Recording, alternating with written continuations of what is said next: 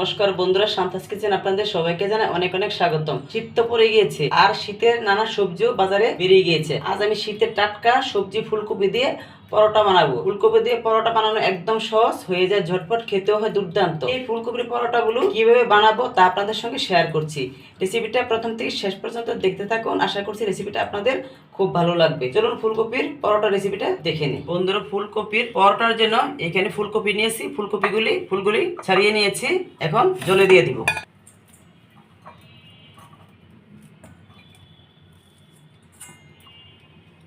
ফুলকপিগুলি জলে দিয়ে দিচ্ছি, কারণ ফুলকপিতে পোকা থাকতে পারে, তার জন্য 5 মিনিট জলে ডুবিয়ে রাখবো। এখন ফুলকপিগুলি এক সাইডে রেখে দিব। ফুলকপির পরোটার জন্য ময়দা দিয়ে একটা ডো তৈরি করে নিব। এখানে একটি মিক্সিং বল নিয়েছি, নিয়ে নিব 2 কাপ ময়দা।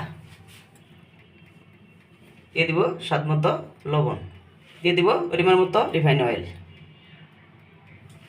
লবণ আর তেলটা ভালোভাবে মিশিয়ে নিয়ে ময়দাটা ময়ান দিয়ে নিব। ময়দাটা ভালোভাবে মেখে ময়ান দিয়ে নিয়েছি। এখন অল্প অল্প জল দিয়ে একটি ডো তৈরি করে নিব। জলটা অল্প দিব, বাড়ে দিব না।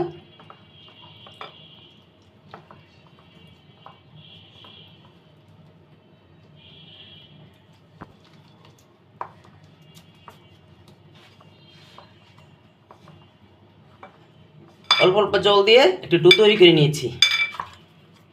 ময়দার ডোটা করে নিয়েছি। এখন উপর দিয়ে সামান্য একটু তেল ছড়িয়ে দিব।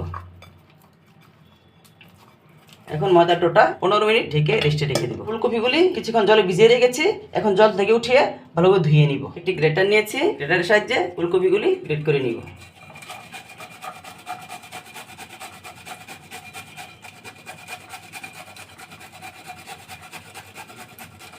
শুধু ফুলগুলি গ্রেট করব, ডাটিগুলি বাদ দিয়ে দিব। ডাটিগুলি পরে অন্য কিছু সবজি করে নিব। ফুলটা গ্রেট করে নিয়েছি, এখন ডাটিটা বাদ দিয়ে দিব। একইভাবে সবগুলি ফুলকপি গ্রেট করে নিব। ফুলকপিগুলি গ্রেটারের সাহায্যে গ্রেট করে নিয়েছি। এখন ফুলকপির পরোটার জন্য ফুলকপি দিয়ে পুর তৈরি করে নিব। চুলো অন করে চুলায় কড়াই বসিয়ে দিয়েছি, দিব পরিমাণ মতো তেল। তেল গরম হয়ে গিয়েছে, দিয়ে দিব আস্ত জিরে, দিয়ে দিব গ্রেট করা আদা,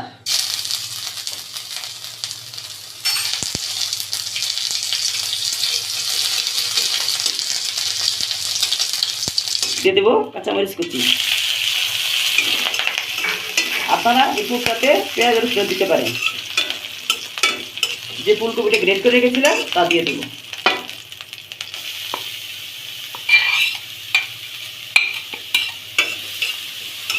দিয়ে দেবো সামান্য হলুদের গুঁড়া।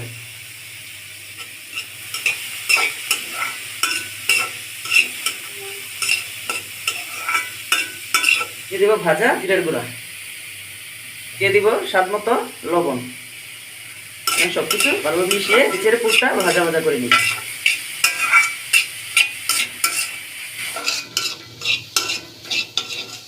পুরটা ভাজা ভাজা করে নিয়েছি। এখন দিয়ে দিব ধনেপাতা কুচি।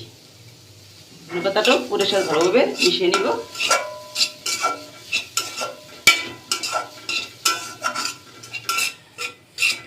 পুরটা হয়ে গিয়েছে, এখন নামিয়ে ঠান্ডা করে নিব। ময়দার ডোটা রেস্টে রাখার 15 মিনিট হয়ে গিয়েছে। এখন ঢাকনাটা উঠিয়ে নিব। বন্ধুরা, ডোটা কিরকম হয়েছে, এখন আবারও হাত দিয়ে ভালোভাবে মেখে মথে নিব। ময়দার ডোটা ভালোভাবে আবার মথে নিয়েছি। এখন লিচি কেটে নিব। ময়দার ডোটা দিয়ে লিচি কেটে নিয়েছি। এখন লিচিগুলি হাত দিয়ে এভাবে গোল গোল করে নিব।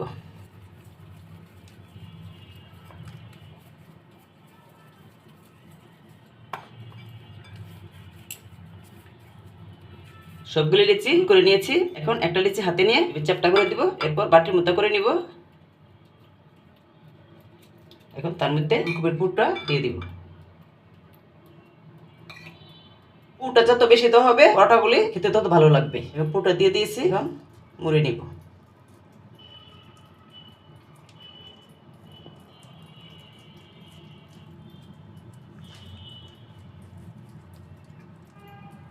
একটা লিচিতে পুরটা ভরা হয়ে গিয়েছে। এভাবে সবগুলি লিচিতে ফুলকপির পুরটা ভরে নিব। সবগুলি লিচিতে পুর ভরে নিয়েছে। এখন ময়দা ছেড়ে রুটি বেলে নিব। পিড়িতে ময়দা ছেড়ে দিব। একটা লেচি নিয়ে নিয়েছি। লেচির এভাবে হাত দিয়ে চেপে চেপে ছড়িয়ে দিব। এখন বেলুন দিয়ে হালকা হাতে বেলে নিব। খুব বেশি একটা চাপ দেবো না, বেশি চাপ দিলে পুরগুলি বেরিয়ে আসবে।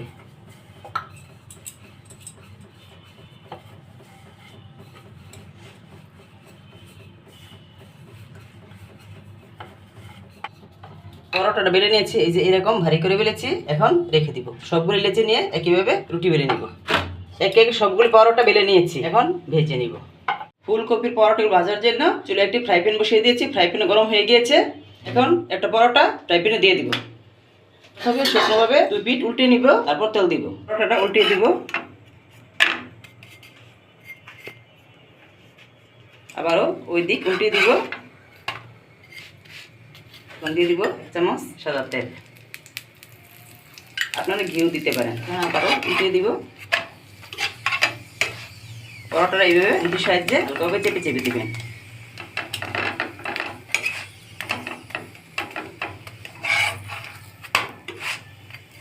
দেখুন বন্ধুরা, পরোটাটা কি সুন্দর ফুলতেছে।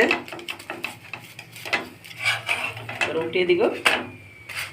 এই ফুলকপির পরোটা ভাজা হয়ে গেছে, এখন নামিয়ে নিব। এইভাবে সবগুলো পরোটা ভেজে নিব। বন্ধুরা, বানিয়ে নিলাম শীতের ফুলকপি দিয়ে পরোটা। এভাবে ফুলকপি দিয়ে পরোটা একবার বাড়িতে বানিয়ে খেয়ে দেখবেন, দারুণ লাগে। বাচ্চারা অনেক সময় সবজি খেতে চায় না, তাদের যদি এভাবে পরোটা বানিয়ে দেন তবে তারা বুঝতেও পারবে না যে সবজি দেওয়া হয়েছে। বন্ধুরা, পরোটাগুলো দেখুন কত নরম হয়েছে এবং তুলে আপনাদের একটা পরোটা ছিঁড়ে দেখাচ্ছি ভিতরটা কিরকম হয়েছে। দেখুন বন্ধুরা, পরোটার ভিতরটা কিরকম হয়েছে, পুরোই একদম চারদিক ছড়িয়ে গিয়েছে। আশা করছি রেসিপিটা আপনাদের কাছে খুব ভালো লেগেছে। যদি ভালো লেগে থাকে তবে লাইক কমেন্ট শেয়ার করে দিবেন, আমার চ্যানেলটি সাবস্ক্রাইব করে দিবেন এবং বেল আইকন ক্লিক করে দিবেন। ফিরে আসি নতুন কোনো রেসিপি নিয়ে। সেই পর্যন্ত সুস্থ থাকুন, ভালো থাকুন, ধন্যবাদ।